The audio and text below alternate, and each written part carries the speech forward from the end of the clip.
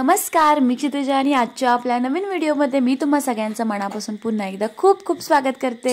सकाळ सकाळी आमच्या गिरीजा मॅडम चालल्यात स्कूलला आणि त्याचीच आमची ही तयारी। गिरजी बाय बाय। बॅग घ्या, गिरजू बॅग।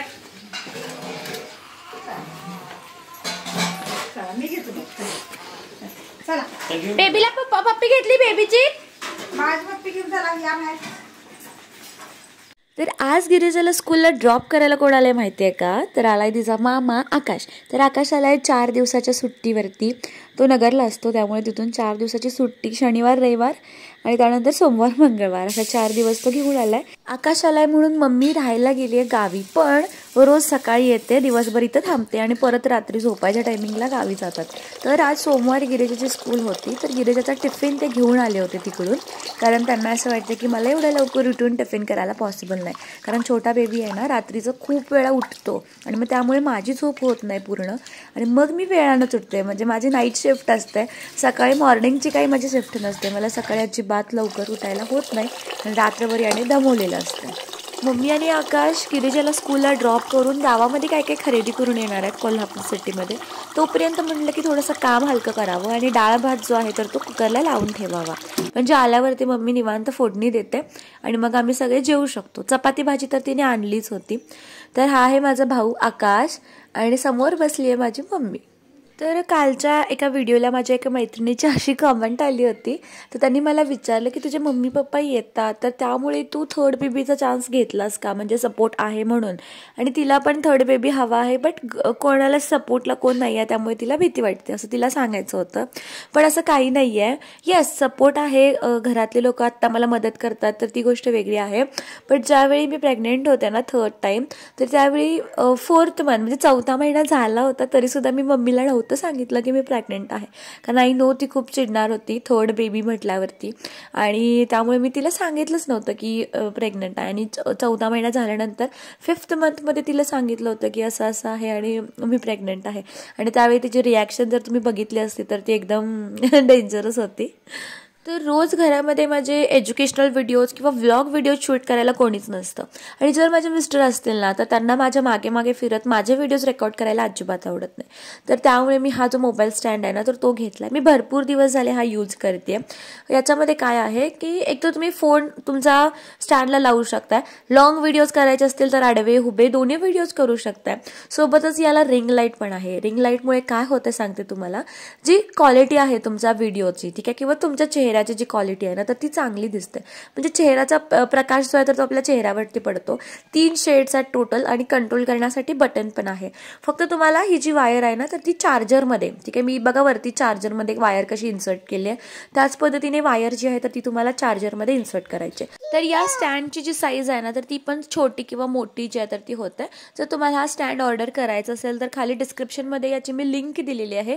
अगदी कमी किमतीमध्ये म्हणजे 500 रुपयाच्या आतच तुम्हाला हा स्टँड मिळणार आहे।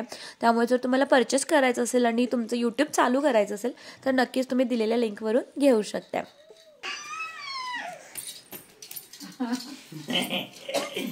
गिरजू आहे ना, बास होता, बास बास बास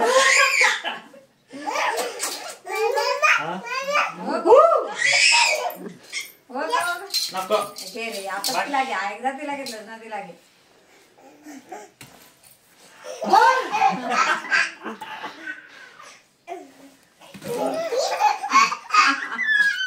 बास बास आता बास आता गिलजी। तर दिवसभर थांबून पुन्हा मम्मी आणि आकाश संध्याकाळी म्हणजे 4-5च्या आसपास घरी जायला निघाले पुन्हा। तर गिरिजाला मात्र त्यांना जाऊ द्यायचं नसतं, तिला खूप रडायला आलेलं। राशीचं काय नाही, राशी छान बाय बाय करते, पण गिरिजा म्हणजे मम्मा मम्मा नको जाऊ नको जाऊ असं सगळं तिचं चालू होतं। हा बाय बाय, खाऊ घेऊन या। हा हा ड्रेस दाखव तुझं। तर कालच्या व्हिडिओला तुमची अशी पण कॉमेंट होती की तू कसं मॅनेज करतेस, म्हणजे आम्हाला एक बाळ आहे तरी पण सांभाळायला त्रास होतो आणि तू 3-3 बाळं कशी मॅनेज करतेस. किंवा माझ्या फॅमिलीमध्ये सुद्धा किंवा माझ्या फ्रेंड्समध्ये सुद्धा भरपूर मला हे प्रश्न विचारले जातात की तू 3 बेबीजसोबत कशा प्रकारे मॅनेज करतेस. आणि मग हे सगळं करून तुला कॉन्टेंट क्रिएशन करायला किंवा बाळांच्या फोटोशूट्स वगैरे तू करतेस, मग ते करायला आणि कुठून एनर्जी राहते, असे भरपूर तुमचे क्वेश्चन्स जे असतील तर ते विचारले जातात. सगळ्यात महत्त्वाचं रिझन म्हणजे हाऊस आहे किंवा काहीतरी करायचंच असतंय सदा ने कदा, असं मला सवयच आहे ती पहिल्यापासून मल्टिपल गोष्टींमध्ये ॲक्टिव्ह राहण्याची. आणि सगळ्यात महत्त्वाचे म्हणजे घरचे जे आहेत ते सपोर्ट करतात. त्यामुळे थोडा वेळ मला जो मिळतो तर त्यावेळेमध्ये मी फास्टमध्ये माझी कामं जी असतील तर ती करून घेते. आणि एनर्जी राहते म्हणजे थोडंसं फिजिकल ॲक्टिव्हिटीज मी म्हणजे एक्सरसाइजिंग असेल किंवा जेवण वगैरे असेल तर ते मी व्यवस्थित करते. आणि स्कूल लाईफमध्ये मी प्रामुख्याने सांगते की शाळेमध्ये मी भरपूर खेळ खेळलेले आहे, म्हणजे अगदी 10वीपर्यंत. ठीक आहे, ज्यावेळी माझे बोर्डचे एक्झाम्स होते ना तर त्यावर्षीसुद्धा मी स्पोर्ट्स जे आहेत तर ते खेळलेलं आहे. तर त्यामुळे काय होतं की एनर्जेटिक राहतं, ॲक्टिव्ह वाटतं. त्यामुळे आय थिंक सगळ्या गोष्टी मॅनेज करता येतात. कारण 3 मुलं सांभाळायचं इतकं सोपी टास्क नाही आहे. एकाच टाईमला तिघांना सुद्धा रडायला येतो असं भरपूर वेळेला होतं. आता तुम्ही बघताय तर एकाच वेळेला तिघांना पण रडायला येतं आणि तिघांनाही पॅम्पर करणं किंवा तिघांनाही गप्प करणं ते तितकंच जास्त इम्पॉर्टंट असतं. आणि ॲज अ मदर 3 बेबीजवरती आपण इक्वली प्रेम करत असतो. आणि आय थिंक जर एज डिफरन्स असेल, म्हणजे तुमचं पहिलं मूल जर अगदीच मोठं शाळेला वगैरे जाणारं असेल तर थोड्याफार गोष्टी सॉर्ट होऊ शकतात, म्हणजे तुम्ही त्यांना व्यवस्थित सांगू शकता किंवा एंगेज करू शकता.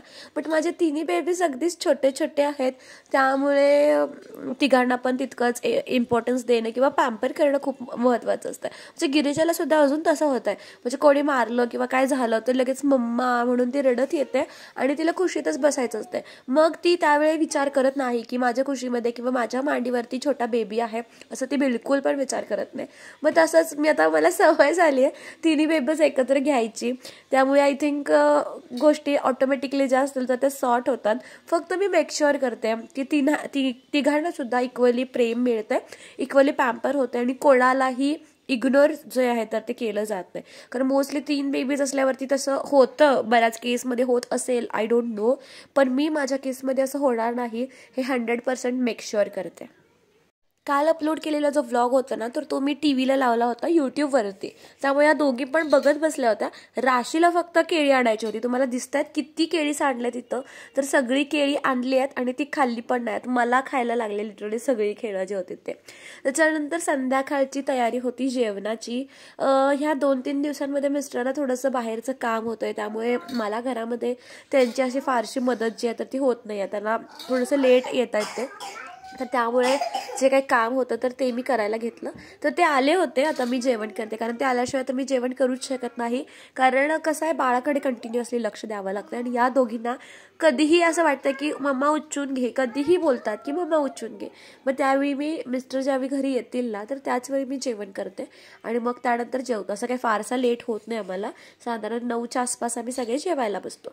तर भरपूर दिवसांनी भाकरी वगैरे जे आहे तर ते मी करत होते. आता ऑलमोस्ट आय थिंक 1.5-2 महिने झाले आहेत मी किचनमध्ये काहीच जेवण वगैरे जे आहे तर ते केलेलं नाही आहे. तर खूप दिवसांनी सगळ्या गोष्टी पुन्हा चालू होत आहेत, हळूहळू रुटीन जे आहे तर ते लागत आहे. खूप दिवसांनी केले पण भाकरी चांगली झाली होती, छान टम्म फुगली होती. त्यानंतर लास्ट इन लिस्ट किचनचं काम म्हणजे किचन स्वच्छ करणं, कारण उद्यासाठी दुसऱ्या दिवशीच्या सकाळसाठी किचन स्वच्छ असणं खूप महत्त्वाचं आहे. कारण सकाळी उठल्यानंतर मिस्टर जे आहेत तर ते नाश्ता तयार करतात आणि जर किचन घाण असेल ना मग करतात नाश्ता तयार पण त्यांचा मूड पण खराब होतो. तर त्यामुळे म्हटलं की रोजच मी तसंच करत असते, रोज रात्री किचन स्वच्छ करते सो दॅट सकाळी उठल्यानंतर ते निवांत आमच्यासाठी नाश्ता करतील. सगळं क्लीन असेल, फ्रेश असेल की कसं छान वाटतं, आपला मूड पण चांगला होतो. सकाळी सकाळी उठायचं आणि ते घाण किचन बघायचं म्हणजे काहीतरी असेल तिथे खरकट वगैरे तर मग मूड पण खराब होतो. जसं आपण बघतो तर त्याच पद्धतीने आपल्या गोष्टी ज्या असतील तर त्या बदलतात. त्याच्यानंतर हळूहळू करायचं आहे त्या गोष्टी म्हणजे मी खूप दिवस घरी नव्हते इथं आणि आता मला काम करायला चालत नाही, त्यामुळे सगळे कपडे जे आहेत ना तर ती या मोळ्याला लावले, जी की मला अजिबात आवडत नाही. सगळीकडे कपडे कपडे कपडे जे आहेत ना तर ती करून ठेवल्यात. बॅक साईडचा दरवाजा तर त्याला कपडे लावलेत. ही मधला वाट आहे तर तिथे पण 3 मोळे मारले, तिथे पण कपडे लावलेत. आणि हा मेन एंट्रन्सचा डोर आहे तर याला पण कपडे लावलेत. हे 2 गिरिजाचे ड्रेस आहेत, रेड अँड ऑरेंज स्कर्ट वगैरे, आणि बाकी सगळे मिस्टरांचे कपडे. ते कपाट पूर्ण रिकाम आहे, मी तुम्हाला नंतर कधीतरी दाखवेन. कपाट पूर्ण रिकाम आहे आणि सगळे कपडे जे आहेत तर ते अशी बाहेर मोळ्याला लावलेत. तर हळूहळू जरासं चालू झालं माझं काम. एकदम तर नाही करायचं, नाही तर माझी तब्येत बिघडू शकते. हळूहळू जे आहे तर ते मला जसं जमेल तर त्या पद्धतीने काम जे तर ते मी करायला घेईन. आणि मग छान छान व्लॉग्स. कसं होतं व्लॉग्समध्ये पण ते चांगलं नाही दिसत ना, कपडे वगैरे अशीच अडकवलेली असतात. पण आता काही पर्याय नाही आहे तर त्यामुळे मी करते आहे. बट हळूहळू सगळ्या गोष्टी मी व्यवस्थित करेन. त्याच्यानंतर गिरिजाचा अभ्यास घ्यायचा आहे. तिला स्कूलमध्ये ना स्टँडिंग अँड स्लिपिंग लाईन्स 2 शिकवतात. नाही एवढंच दिले होमवर्क. अगं इतकाच होमवर्क दिलाय. आणि नाही बेबी इथं दिलं, इथं दिलं. हे टीचरने दिलं ना रेड कलर मध्ये, इथं दिलं अजून. हे उद्या हे बघ पहिला काय दिलं तुला टीचरनी, पहिला काय दिलंय स्टँडिंग लाईन्स. ठीक आहे, हे टीचरने दिलं, मग आपण काढलं. आणि मग हा दिलेला होमवर्क स्टँडिंग लाईन्स. आणि हे काय sleeping line, standing lines, sleeping lines. Homework finished. Wow. ठेवा आता दुसरी बुक मध्ये. आता त्या बुक मध्ये नाही, स्कूलच्या बुक मध्ये जे टीचर देतात तेच लिहायचं बेबी. टीचर जे देतात तेच लिहायचं. टीचर ओरडतात, मला ओरडणार टीचर, टीचर मला ओरडणार. चल pack your bag. Good girl आहे ना. Pack your bag fast. Fast baby. Pack your bag.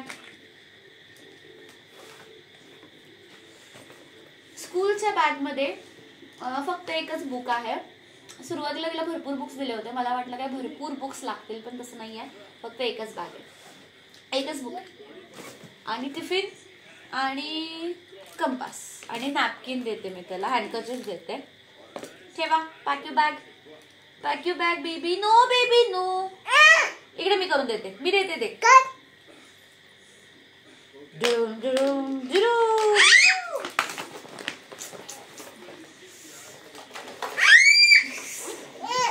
Teacher मला ओरडतील, तुम्ही एक्स्ट्रा अभ्यास का घेतला.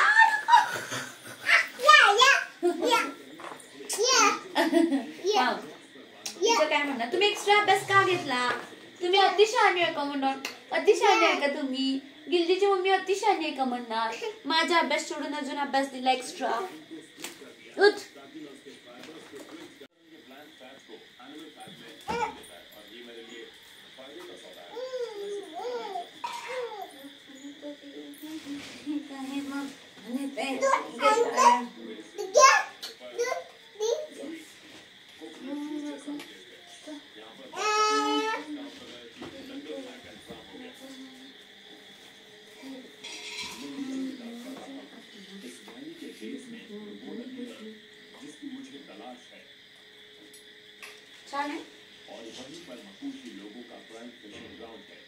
राशी ना लवकर जेवून लवकर झोपी गेली, म्हणजे 9:30 वाजताच ती झोपली होती. गिरीजा फक्त जेवायची बाकी होती, त्यामुळे तिला पटपट मी जेवायला घातलं. जेवायला घालणं खूप कठीण टास्क आहे जगातलं सगळ्यात, पण तिला दूध भात आवडतो तर त्यामुळे आज म्हटलं दूध भात तिला द्यावा. तर दूध भात ती खाते. तर आय होप माझे सगळे व्लॉग्स तुम्हाला आवडतात, आणि जर आवडत असतील तर चॅनलला लाईक शेअर आणि सबस्क्राईब करायला विसरू नका. सोबतच छान छान अशा कॉमेंट्स करा. Thank you for watching. Keep supporting. Bye.